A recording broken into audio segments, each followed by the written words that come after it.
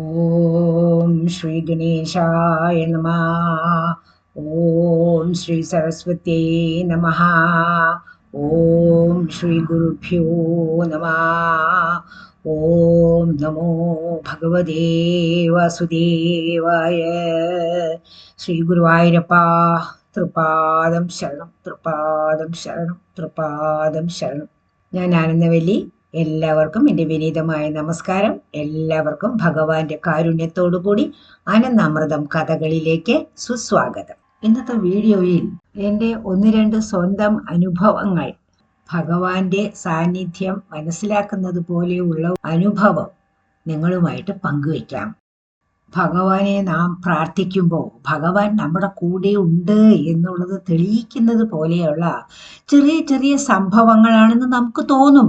പക്ഷേ എങ്കിലും അങ്ങനെയുള്ള കുറേ സംഭവങ്ങൾ എല്ലാ ഭക്തന്മാരുടെ നിത്യജീവിതത്തിലും ഉണ്ടാകുന്നുണ്ട്.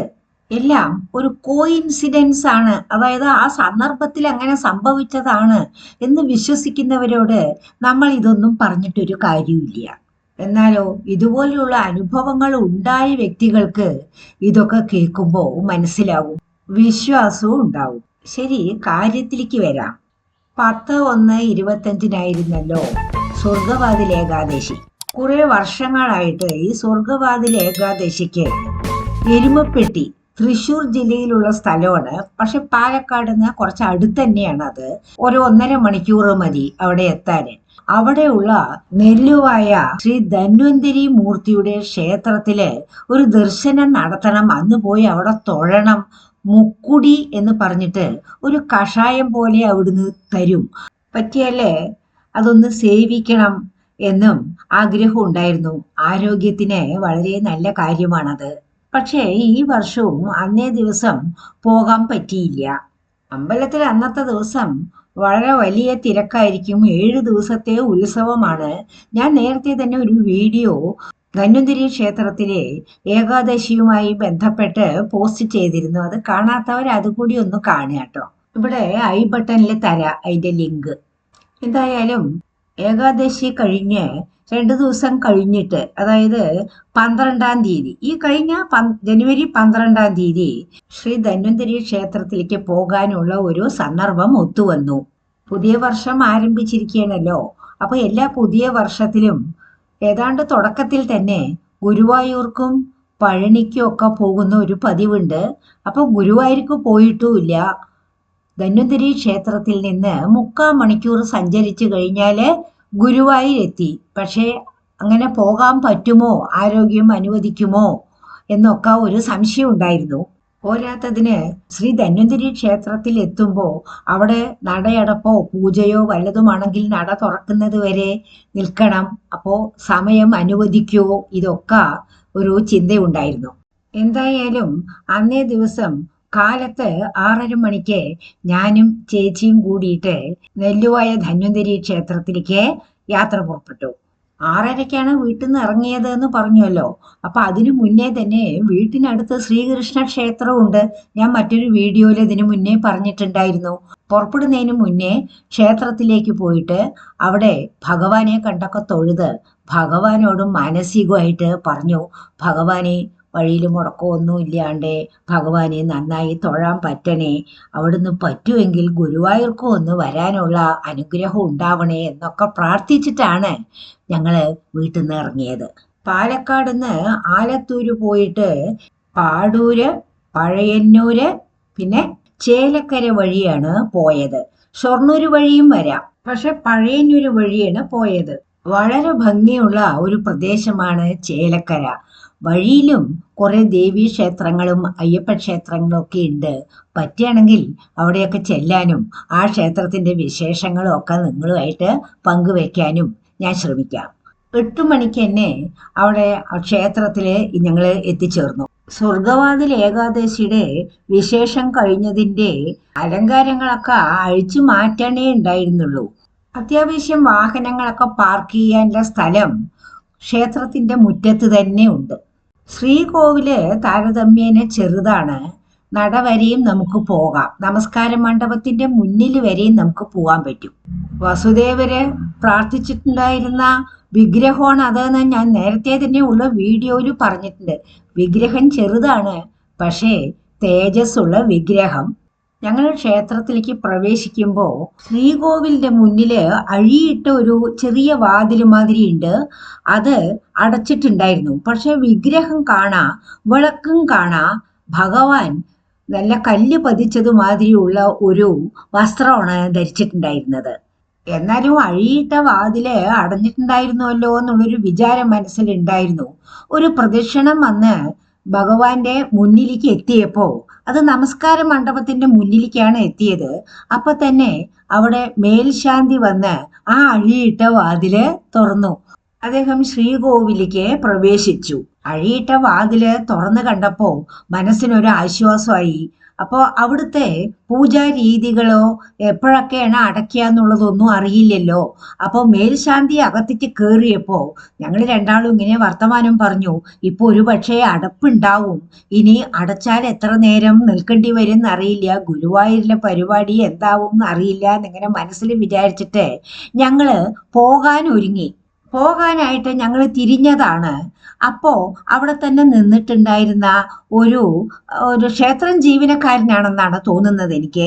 അദ്ദേഹം ഞങ്ങളെ തടഞ്ഞിട്ട് പറഞ്ഞു, ഇപ്പൊ പോകണ്ട, ക്ഷേത്രം അടച്ചിട്ട് ഒരൊറ്റ മിനിറ്റ് കൊണ്ട് തുറക്കും, അതുകൊണ്ട് ക്ഷേത്രത്തിന്റെ നടയിൽ പോയിട്ട് നിൽക്കണം, അതിന്റെ അടുത്ത് പോയി നിൽക്കണം എന്ന് പറഞ്ഞു. ഞങ്ങൾ തിരിഞ്ഞ അങ്ങോട്ട് പോകാൻ തുടങ്ങുമ്പോഴേക്ക് തന്നെ കുറച്ച് ഭക്തജനങ്ങൾ അവിടെ വന്ന് നിന്നു കഴിഞ്ഞു. എന്തായാലും ഞങ്ങളും അതിന്റെ ഇടയിൽ കൂടെ ചെന്ന് നിന്നു. അഴിയിട്ട വാതിലിന്റെയും അകത്തുള്ള ശരിക്കുള്ള വാതിലാണ് ഇപ്പൊ അടച്ചിട്ടുണ്ടായിരുന്നത്. പെട്ടെന്ന് തന്നെ നടയടച്ചു പൂജ കഴിഞ്ഞ് തുറന്നു. ഒരു മിനിറ്റ് പോലും എടുത്തില്ല, അപ്പൊ തന്നെ തുറന്നു. മാത്രമല്ല മേൽശാന്തി അകത്തന്നെ ഇരുന്നോണ്ട് ഭക്തജനങ്ങളുടെ നേരെ തീർത്ഥജലം തെളിച്ചു. അമ്പലത്തിന്റെ മുന്നിൽ നിന്നിട്ടുണ്ടായിരുന്ന ക്ഷേത്രം ജീവനക്കാരനാണ് എന്ന് തോന്നിപ്പിച്ച ആ വ്യക്തി ഉണ്ടല്ലോ, ആ വ്യക്തി ഞങ്ങളെ തടഞ്ഞില്ലായിരുന്നു എങ്കിൽ ഞങ്ങൾക്ക് ആ ഭാഗ്യം കിട്ടില്ലായിരുന്നു. അപ്പോൾ ഭഗവാൻ തന്നെയാണ് അവിടെ ഞങ്ങളെ തിരിച്ചു പോകാൻ അനുവദിക്കാതെ തടഞ്ഞ് ഭഗവാന്റെ മുന്നിൽ കൊണ്ടുവന്ന് നിർത്തി ആ തീർത്ഥജലം ഞങ്ങളുടെ മേലെയും പതിക്കുന്നത് പോലെ ചെയ്തത് എന്ന് തന്നെ ഞാൻ ഉറച്ച് വിശ്വസിക്കുന്നു. ഭഗവാൻ കൂടെ ഉണ്ടായിരുന്നത് കൊണ്ട് തന്നെയാണ് ഇങ്ങനെ ഒരു അനുഗ്രഹം ലഭിച്ചത്. പിന്നെ കുറച്ചു നേരത്തേക്ക് നട തുറന്നിട്ടുണ്ടായിരുന്നു, പക്ഷെ വീണ്ടും അടച്ചു.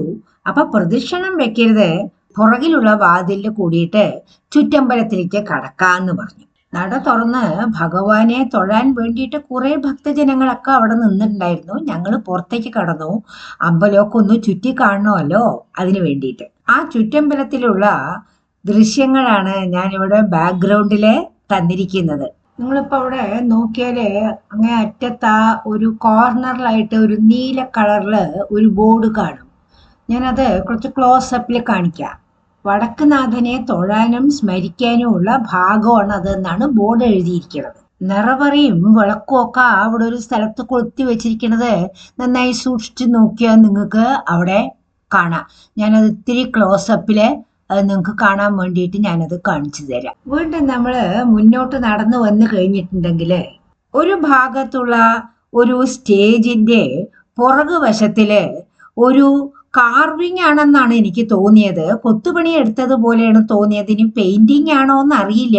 വളരെ വലുതായിട്ട് ഭംഗിയായിട്ട് പാലാഴി മദനത്തിന്റെ ദൃശ്യമാണത്. പൂജയ്ക്കുള്ള പൂക്കളും മാല കെട്ടാനുള്ള പൂക്കളും ഒക്കെ അതിന്റെ മുന്നിൽ വെച്ചിട്ടുണ്ടായിരുന്നു. അപ്പൊ അതുകൊണ്ട് അങ്ങോട്ട് കേറാനൊന്നും പറ്റിയില്ല. അമ്പലത്തിന്റെ മുൻവശത്ത് ഭക്തജനങ്ങൾക്ക് പലതരം പറകള് സമർപ്പിക്കാനുള്ള സൗകര്യം ചെയ്തിട്ടുണ്ട്. എള്ളുപറ ആരോഗ്യത്തിനുള്ളതാണല്ലോ. പിന്നെ മലര്, നെല്ല്, മഞ്ഞള്, ഈ 4 തരത്തിലുള്ള പറകൾ നിറയ്ക്കാനുള്ള ആ സൗകര്യം അവിടെ ചെയ്തു വെച്ചിട്ടുണ്ട്. തൊഴുതൊക്കെ കഴിഞ്ഞപ്പോൾ ബ്രേക്ക്ഫാസ്റ്റിന്റെ സമയമൊക്കെ ആയി. ആ പ്രദേശം ഒരു നാട്ടുംപുറമാണ് ശരിക്കും പറഞ്ഞാൽ. അത് വലുതായിട്ട് ഹോട്ടലുകളൊന്നും ഇല്ല. അടുത്ത പ്രദേശത്തൊന്നും ഹോട്ടലൊന്നും ഞങ്ങളും കണ്ടിട്ടുണ്ടായിരുന്നില്ല.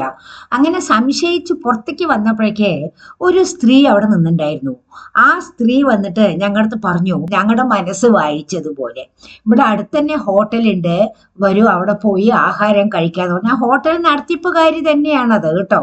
അമ്പലത്തിന്റെ അടുത്ത് തന്നെയാണ്. നമ്മൾ അമ്പലത്തിനെ ഫേസ് ചെയ്ത് നിൽക്കുമ്പോൾ ഇടത്ത് വശത്താണ് ആ ഹോട്ടലിലേക്ക് ഇറങ്ങാനുള്ള വഴി. അപ്പോൾ നാടൻ ഫുഡ് അവിടെ നല്ല രുചികരമായിട്ട് കഴിക്കാൻ പറ്റി. ഞങ്ങള് അവിടുന്ന് ഇറങ്ങണത് വരെയും ആ സ്ത്രീ അവിടെ തന്നെ ഉണ്ടായിരുന്നു. അപ്പോ ചിലപ്പോ ഇത്തിരി നേരം അങ്ങോട്ടോ ഇങ്ങോട്ടോ തെറ്റിയതാണെങ്കിൽ ഞങ്ങൾ ആ സ്ത്രീനെ കാണില്ല, അല്ലെങ്കിൽ ആ സ്ത്രീ ഞങ്ങളെ കാണില്ല. എവിടെയാണ് ആഹാരം കഴിക്കേണ്ടതെന്ന് അറിയാണ്ടേ ഞങ്ങൾ ഇത്തിരി ബുദ്ധിമുട്ടിയേനെ. ക്ഷേത്രക്കുളം ഉണ്ടല്ലോ, അവിടെയൊക്കെ ചെന്നിട്ട് ക്ഷേത്രക്കുളമൊക്കെ ഒന്ന് നോക്കി അതൊക്കെ കഴിഞ്ഞ് വേഗം തന്നെ അവിടുന്ന് ഗുരുവായൂർക്ക് യാത്ര തിരിച്ചു. വഴിയില് ദൈവസഹായം കൊണ്ട് വലിയ ട്രാഫിക് ഒന്നും ഉണ്ടായിരുന്നില്ല. അതുകൊണ്ട് ഞങ്ങൾക്ക് പെട്ടെന്ന് ഒരു 9:10 ആകുമ്പോഴേക്ക് തന്നെ അവിടെ ഗുരുവായൂർ എത്തിച്ചേരാൻ പറ്റി. ഞങ്ങൾക്ക് എപ്പോഴും സഹായിക്കാൻ വരുന്ന ഡ്രൈവർ തന്നെയാണ് ഞങ്ങളുടെ കൂടെ ഉണ്ടായിരുന്നത്, പരിചയമുള്ള ആൾ തന്നെയാണ്. വലിയ തിരക്കായിരുന്നു ഗുരുവായൂര്. ഞായറാഴ്ചയും കൂടി ആയിരുന്നുവല്ലോ, അതുകൊണ്ട് വിചാരിക്കാത്ത മാതിരിയുള്ള തിരക്കായിരുന്നു. കാല് കുത്താനുള്ള സ്ഥലമില്ല, പുറത്തും കൂടിയിട്ട് പടിഞ്ഞാറേ നടയിൽ മുഴുവൻ ആളുകൾ ഇങ്ങനെ തിക്കി തിരക്കി നിൽക്കണ മാതിരിയായിരുന്നു. സാധാരണ ഗുരുവായൂർ പോയാല് ഞങ്ങള് അവിടെ ഏതെങ്കിലും ഒരു കടയിൽ കയറിയിട്ട് ഭഗവാന്റെ പട്ടും കോണകവും പിന്നെ താമരപ്പൂവും കദളിപ്പഴവും തുളസിമാലയും എല്ലാം കൂടെ വാങ്ങിയിട്ട് ഒരു നാക്കല വാഴയില ചെറുതായിട്ട് അവർ തരും, കടയിൽ തന്നെ തരും. അതിൽ വെച്ചിട്ട് കൊണ്ടുപോയിട്ട് അവിടെ സമർപ്പിക്കും. അധികവും ഈ തിരക്ക് കാരണം കിഴക്കേ നടയില് ആ ഉമ്മർ തന്നെ നമ്മൾ തൊഴാൻ നിൽക്കുമ്പോൾ ആ ദീപസ്തംഭം ഉണ്ടല്ലോ, അതിൻ്റെ അവിടെ ഒരു ഉണ്ടിയൽ മാതിരി വെച്ചിട്ടുണ്ടല്ലോ, അതിൻ്റെ അവിടെയാണ് ഞങ്ങൾ സാധാരണ സമർപ്പിക്കുക പുറത്ത്. ഇപ്രാവശ്യം ഞങ്ങള് പടിഞ്ഞാറേ നടയിൽ കൂടിയിട്ടാണല്ലോ കയറിയത്. അപ്പൊ കയറുന്ന സമയത്ത് അവിടുത്തെ തിരക്ക് കാരണം ഏതെങ്കിലും കടയിൽ പോയിട്ട് ഭഗവാന് സമർപ്പിക്കാനുള്ളതൊന്നും വാങ്ങാനുള്ള ഒരു സാഹചര്യം അവിടെ ഉണ്ടായില്ല. മനസ്സിന് വലിയ വിഷമായിരുന്നു. ഭഗവാനെ കയ്യും വീശിയിട്ടാണല്ലോ ഭഗവാനെ കാണാൻ പോണത് എന്നുള്ള രീതിയിൽ ഒരു വല്ലാത്ത വിഷമം ഉണ്ടായിരുന്നു. ജനറൽ ക്യൂവിൽ നിന്നിട്ട് തൊഴണമെങ്കിൽ വൈകുന്നേരം എത്ര മണിക്കാണ് അകത്തേക്ക് കയറാൻ പറ്റുക എന്നുള്ളത് അറിയില്ല.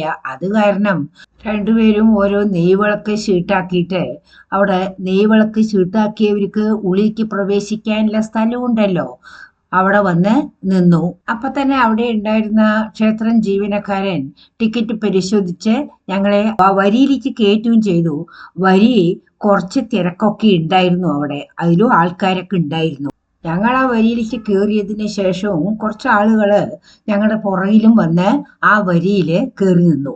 ആ സമയത്തൊക്കെ ഭഗവാൻ ഒന്നും വാങ്ങാണ്ട വന്നുവല്ലോ, പഴോ പൂവോ ഒന്നും വാങ്ങാണ്ട വന്നുവല്ലോ എന്നിങ്ങനെ മനസ്സിൽ വിചാരിച്ചിട്ട് ഇങ്ങനെ വിഷമിച്ചുകൊണ്ട് നിൽക്കുകയായിരുന്നു. ആ സമയത്ത് രണ്ട് സ്ത്രീകള്, ഒരു സ്ത്രീ ഇത്തിരി പ്രായം കുറഞ്ഞതാണ്, ഒന്ന് ഇത്തിരി പ്രായം ഉള്ള സ്ത്രീയാണ്. അപ്പൊ ഒരു 10-65 വയസ്സൊക്കെ ഉണ്ടാവും. അവര് വന്ന് ഞങ്ങളെ വിളിച്ചപ്പോഴാണ് ഞങ്ങൾ ശ്രദ്ധിച്ചത്. അവര് വരിയിലല്ല, പുറത്ത് നിൽക്കുകയാണ്. ഞങ്ങൾ അവരെ നോക്കിയതും അതിലത്തെ ആ ചെറുപ്പമായ സ്ത്രീന്റെ കയ്യില് പൂവും പട്ടുകോണകവും ഭഗവാന്റെ മഞ്ഞപ്പട്ടും എല്ലാം കയ്യിൽ വെച്ചിട്ട് അതിനെ ചേച്ചിയുടെ കയ്യിൽ കൊടുത്തിട്ട് ഇതൊന്ന് നടക്കല് വെക്കൂട്ടോ എന്ന് പറഞ്ഞു. അപ്പൊ തന്നെ ആ പ്രായം കൂടിയ സ്ത്രീ കയ്യില് വലിയൊരു ചീർപ്പ് പഴം ഉണ്ടായിരുന്നു.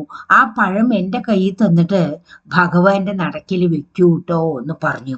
രണ്ട് കൈയും കൂടെ കൂട്ടി പിടിച്ചാലും കൂടിയിട്ട് കയ്യിൽ ഒതുങ്ങാൻ പറ്റാത്ത മാതിരിയുള്ള വലുപ്പമുള്ള ഒരു ചീർപ്പ് പഴമായിരുന്നു അത്.